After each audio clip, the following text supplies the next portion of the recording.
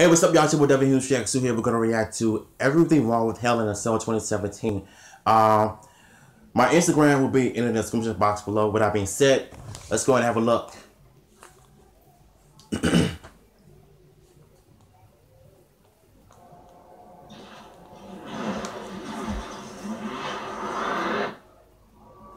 I'm looking big though. Yeah, don't mind me. I just got finished working out a few hours ago, so I'm gonna get back to it once again. Surprisingly, this show was over 3.5 hours long and about 10 minutes longer than the 2016 Survivor Series event. You know, the supposed 4-hour show. Shockingly starting with 3 additional sins right off the bat for every 10 minutes that this event went into overtime. Airborne is fucking awesome. Amazing how for a SmackDown pay-per-view event, the lighting is mainly red. Yeah, I know it's to give a sense of reality to Hell, but I'm just saying, I actually thought it was a Raw show when I entered the arena. And hey, I think I see myself in the crowd. Kofi Kingston. Oh, the Fag Day. The Faggot Brothers. Technically, they both do once the match is over. Otherwise, the New Day would still be inside the cell to this day. Bruh, they has got to be some of the gayest tag teams I've ever seen. Xavier with a rainbow stick to look, I don't know, what's the opposite of intimidating? Go inside Hell in a Cell. That one moment when you're excited for a battle with weapons inside Hell in a Cell, and then you just got swerved. Let's have a regular match instead. And now sandwiching almost every competitor against the Steel early on. Not bad. Maybe I overestimated WWE a little. Just a little. Wow, Jimmy Uso definitely got a good portion of that hit. Big E went literally head first into the cage. Right. So it begs the question, why bother doing suicide dives outside the ring into the cell when the wrestler delivering the dive is the one that's going to get hurt the worst amount? It's about weakening your opponents, not yourself. Right. Oh, wait a minute. Are we sure this is the same guy who threw a humongous temper tantrum after having one of those trombones destroyed?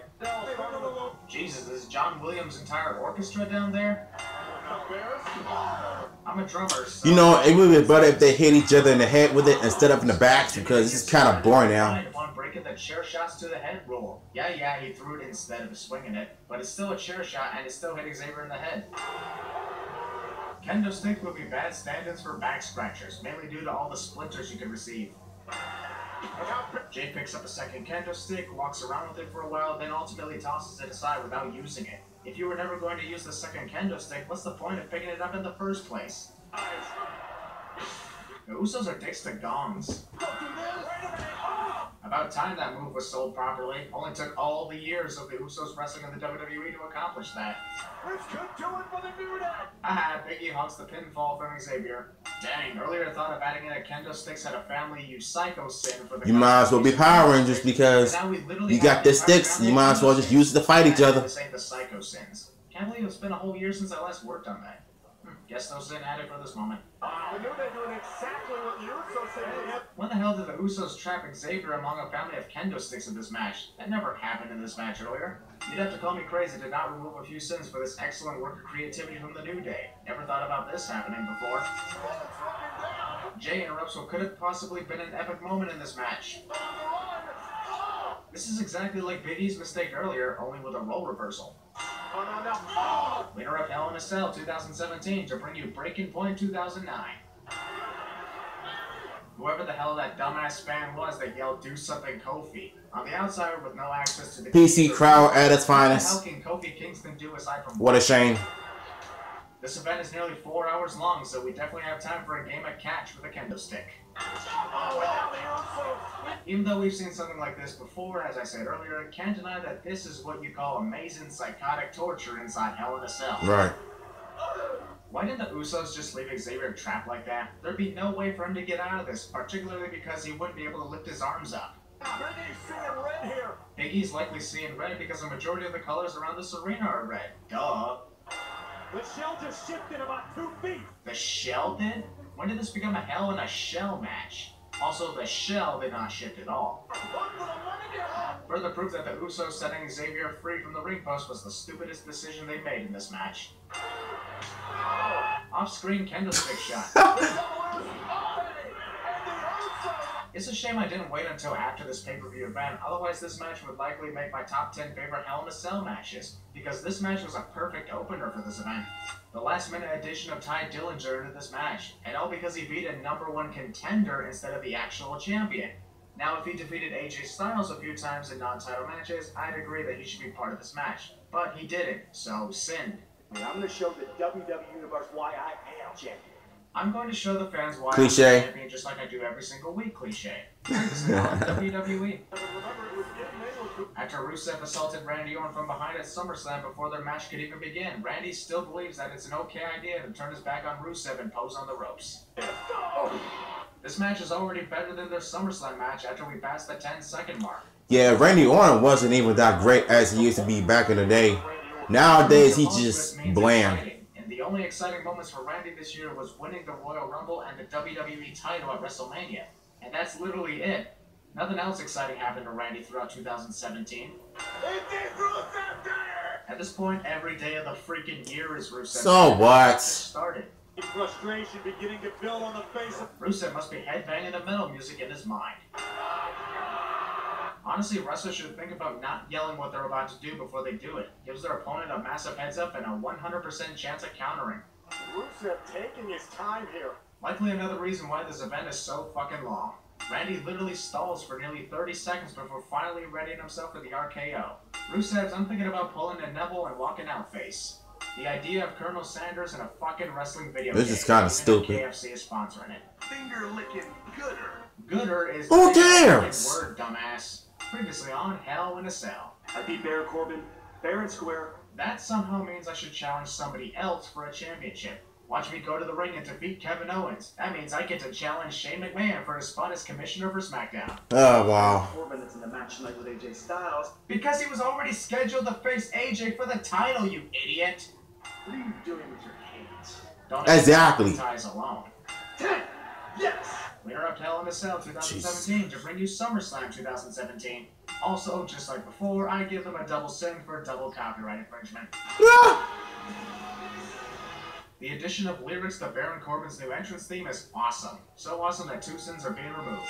Possibly the best in the world. This guy is probably the best wrestler in the world cliche. Good guys team up to take out the bad guy, which ultimately leads to the bad guy's victory cliche. Seriously, that strategy never works in these matches, so why bother doing it? Jesus, we get it. Baron lost his briefcase. Who gives a shit anymore? Exactly. That was 2 months ago. Stop living in the past. He had every right to The annoying ass-kissing commentary of Byron Saxton. And David Otunga. And Michael Cole. All 3 of them the same way. secure the high ground of the ring here. Hopefully Baron doesn't underestimate Ty's power. I wouldn't try it. Sure, Niagara Falls is safe, unless you decide to swim in the falls itself. LOL. Also, monologuing is a villain's greatest weakness. Rosa tweets, after all this time, I think it's clearly obvious that WWE has a creepy fetish for tweets, like Michael Cole used to have one for The Miz. Baron Corbin plans on walking out as Detroit champion. Why wouldn't he? Would you actually believe that Baron's only in this match to have a good time and then not walk out as champion? He would have been champion if it wasn't for John Faggot, you know, interfering in the match. That's great. You should give him Columbus Day. Give Ty Dillinger Columbus Day? Jesus, Corey, Ty's not a rapist, murderer, theft of land, or the cause of the biggest genocide in human history. Did AJ Styles honestly think that he could hit the phenomenal forearm when Baron was literally that close to him? Finally! Congrats to Baron. He definitely earned this victory in the U.S. Championship. Job well done. Who complain about Baron stealing this title victory from AJ Styles? Need I remind you that this is literally how AJ won that title in the first place? Exactly, when he was a heel. Outlasted 2 of the best in the WWE. AJ Styles has only been in the WWE for a year and a half, Right. Whereas Ty Dillinger's name wouldn't even get mentioned in the conversation of best in the WWE. I will be your champion forever. I will be the champion. Not really. Because I'm here to challenge you for the championship. Without actually earning it. Thankfully, My point exactly. Not like it should go, but what made her think I she could seriously beat hated when they do that. Goldberg and challenge for the title for absolutely no reason at all? Hell in a Cell is presented by Skip. not been as focused as she once was. See that, Natalia? That's how I bounce off the ropes. It's fun. No one cares what's trending. Pretty clear. I mean, when Sharp I swear, Natalia yells "do your job" to the referee like 5 to 7 times per match. And I'm just hoping I don't have to put in another bonus round for yet another round of referee abuse. Gets back up to her feet. Oh. That clothesline looked weak. Charlotte did not see that. There's no way effective. Now look at this. Go. Holy shit, this is literally the first time I've ever seen Natalya take nearly 10 seconds just to hook Charlotte's legs for a sharpshooter. And that just makes it even worse. No. Through the veins of the queen. How ironic. She tried to go Flair, but To the knee. Oh, fake. You counter a spinning clothesline when you just looked up in time to see it coming, but not when you were watching Natalya the moment she ran off the ropes? WWE logic. Would have removed a sin if Charlotte hadn't missed Natalya completely. Oh well, maybe next time. She might need to try something else because every time she tries to do a moonsault off the top rope, it would never connect. Hope that we can make it without the need for the penalty. This sin is kind of ironic to Natalya looking like a cat most of the time. Why did she have to be such a pussy in this match and escape like that? Very, very disappointing. Oh yeah, and That weak chair shot. the way Byron tried to hype up the fashion. Wackest chair shot I've ever seen. Sorry if I looked ugly doing it, but I'm just saying. Went into overtime by almost 40 minutes. Somehow has time for the fashion files. If I saw a briefcase complete with choir music and bright lights, I put my shades on first to avoid blindness and try to find the. Oh god, these two? Understandable that the main event is a Hell in a Cell match with Kevin Owens and Shane McMahon. Yet the WWE title match was not. Oh yeah, I didn't care about this match at all. 2 hours to go on this pay-per-view once it ends.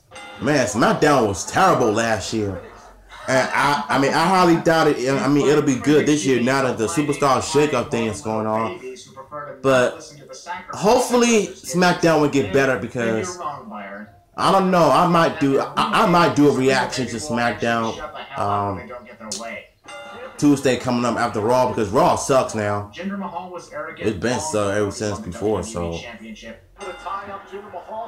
Haha, you failed. Skip. okay, Nakamura, he. Just hit the Kinshasa on Jinder right away. You gave away your position. What's Shinsuke doing? Auditioning for the role of a velociraptor for the next show. What the freaking hell do you think he's doing? Right. Shinsuke's right shoulder was clearly up the whole time, yet the referee decided to count anyway. Sure, the referee eventually ejects the Singh brothers, but that's where I said eventually. Like, he didn't throw them out immediately upon distraction on the apron and caught pulling Jinder's leg. Some people actually say that Shinsuke would have had the match won had the referee not been busy throwing out the Singh brothers. I disagree with that claim, considering Jinder would have still put his hand on the rope and break the count even if the referee was there immediately. It takes nearly 140 days for Jinder to finally win a WWE title match fair and square. Hell, even a lot of the other champions who use outside interference had actually managed to win fairly within 50 days of the title reign.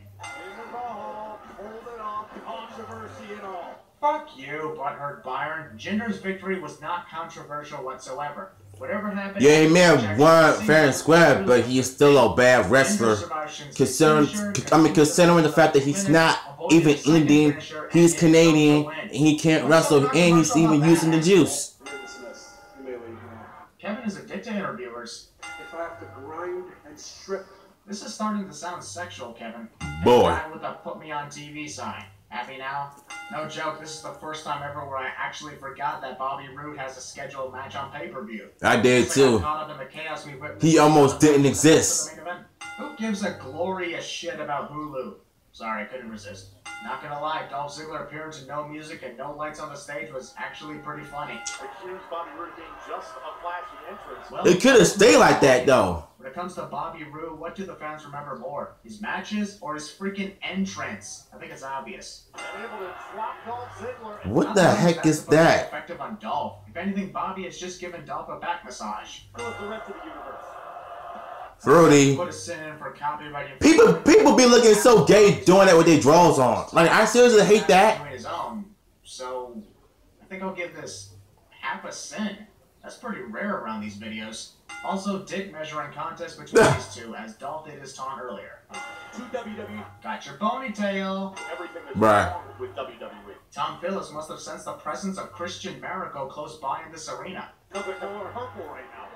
I honestly can't stop laughing when I look at this. Dome has a sleeper hold locked in on Bobby, and he's literally rocking him to sleep like an adult does to his baby child. Could be in trouble here. And wasn't finding to Maybe me. you would have succeeded if you hadn't decided to stupidly shout glorious. Side of the face. Ironically, in the Little Caesars arena, we got a Little Caesars chant. Being sin for the irony and the qualification of random chants, but the sad truth is the Little Caesars chant was much more entertaining than this match itself. Victory due to grasp of the tights for leverage. It's always the same. Post-match assault. Media post-match assault. Hell in a Cell match here tonight. Byron is shaking his head with a pouty. I seriously hate this guy. Hell in a Cell match. The fuck's your problem, man? Right. They had to specifically label this match as Falls Count Anywhere, despite the fact that a majority of Hell in a Cell matches were Falls Count. I mean, he's probably like that in real life too. Fans had the audacity to say that Kevin Owens went too far by assaulting Mr. McMahon, completely ignoring the fact that Vince had literally told him he had every right to attack any McMahon. It's called entertainment, so. So Vince got what he deserved for allowing Kevin to attack his family. We will strike out with massive vengeance. And ultimately fail and get our asses whooped in the end. Only the men and women who stepped inside. Only the Gren women? What kind of gender is a Gren? The fuck? Why the hell is the door shut when Kevin has yet to even enter the goddamn cell? Whose decision was it to close the door before Shane McMahon's opponent showed up? He can't even get enough gumption to get inside Hell in a Cell. Maybe he can't even get inside Hell in a Cell because the freaking door is closed. Shane getting his butt photographed by what looks to be a discount Randy Savage guy. The hilarious timing of Shane's kick to Kevin being the replacement of a muted censor to Kevin saying piece of shit. Let me observe the lock into the cell door. It's not like I have an opponent right behind me who I've just brawled with the last minute. Heel wrestler assaults opponent in front of opponent's family cliche. Just feet in front of his children. Was considering a triple copyright infringement, but then remember that Shane's I know Shane's kids like. WWE. Yeah, really? The standard one. Though this was still a funny moment. I don't know if the world. As if you care about the cameraman's job. This is all legal in the Hell in a Cell. In case the fans are clueless enough to. How many times you told us that over the years, dummy? We know the. Shane's reacting a little too late from that clothesline. I should be your role model. Kevin wasting all the time in the world taunting Shane's children. This match is 40 freaking minutes long, and the main reason we just went into overtime. What he did to Mr. McMahon. Oh. Kevin fails almost literally every time he attempts to hit the Swanton Bomb, so why does he even bother anymore? Right. Also, Kevin never hit the Swanton Bomb on Mr. McMahon at all. Oh, it's Shane. Okay, that was pretty cool. Damn, can't deny that I was impressed right there. Shane McMahon. Just like Kevin with the Swanton earlier, why does Shane even bother to hit the shooting star press if he never succeeds either? Frog splash that got us in this predicament. I swear about 30% of this 40-minute match is Kevin yelling at Shane's kids. This is probably the worst match ever. Meanwhile, at this far side of the arena. Now Kevin Owens Falls Count Anywhere. Stop reminding us of what we already know. And we have yet another faraway view of the match where you can hardly see what's going on at all. Even if you're watching this at home, you're still occasionally given the nosebleed view of the arena. Or it could be disastrous for Shane. Just like 95% of the high-risk maneuvers Shane delivers in his matches. Wait a minute, fucking rope breaks qualify to stop pinfalls in a match that's Falls Count Anywhere? I call massive bullshit on this, considering pinfalls can even happen underneath the ropes. I'm literally adding in 15 sins for that bullshit. Shane has defeated Kevin Man, on the rope or not. WWE has some terrible rules when it comes to wrestling. Corey Graves is somehow the only WWE employee who caught that fact. Did Shane seriously expect the referee to willingly unlock the cell at his request? If you want to get outside the cell, come prepared with a spare key in your pocket or something. Yeah.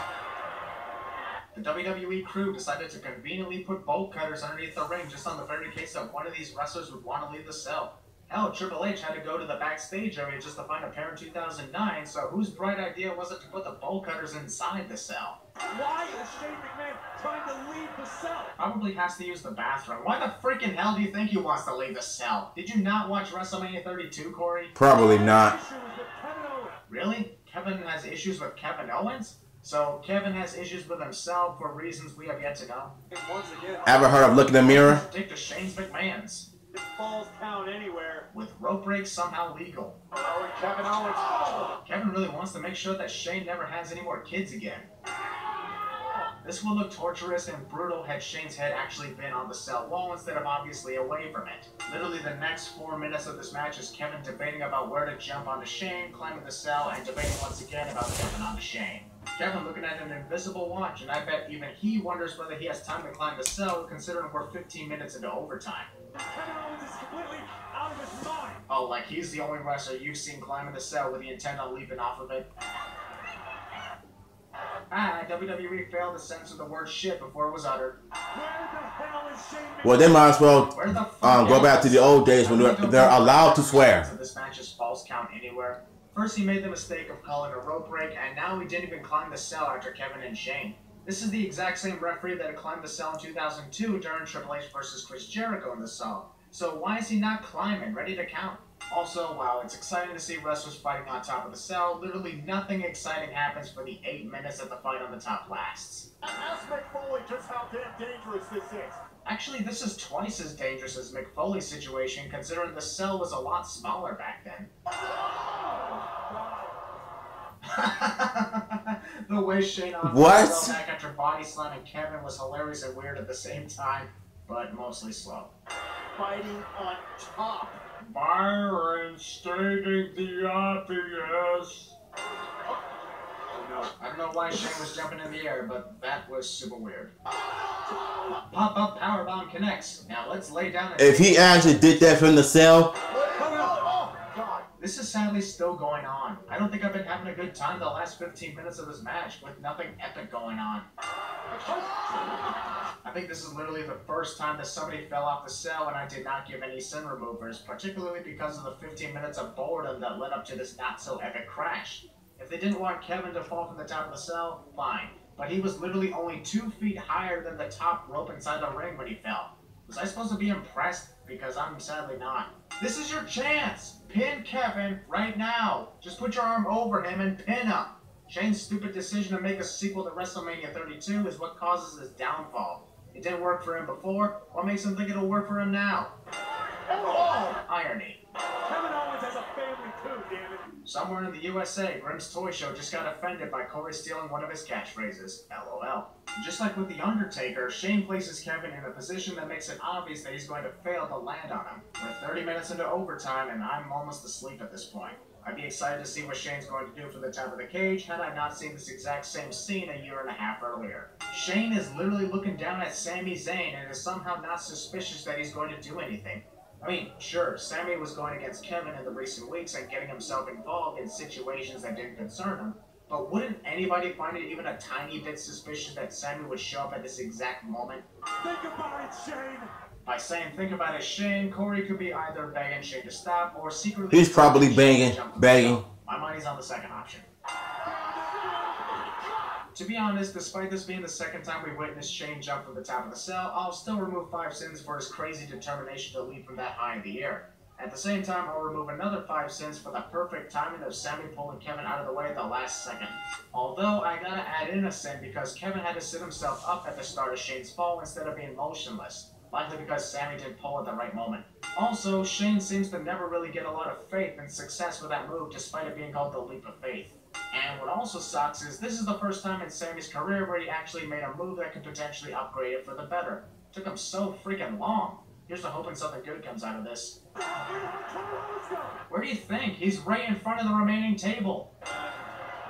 It takes about 2 minutes before Sami realizes that this match is still going on. Because, let's face it, it would take Kevin forever to pin Shane, who would have already been helped to the back by then. What is Sami doing? What do you think he's doing? Sami's probably just as exhausted from a near 40-minute I swear, these commentaries suck. I'm surprised that the referee wasn't knocked unconscious following Sami putting his hands on him, knowing how fragile the referees can be almost all the time. Let's see. Sami pulled Kevin out of the way from Shane's leap of faith, then dragged Kevin over Shane for the final pinfall. Yep, that qualifies the victory due to outside interferences, always a sin.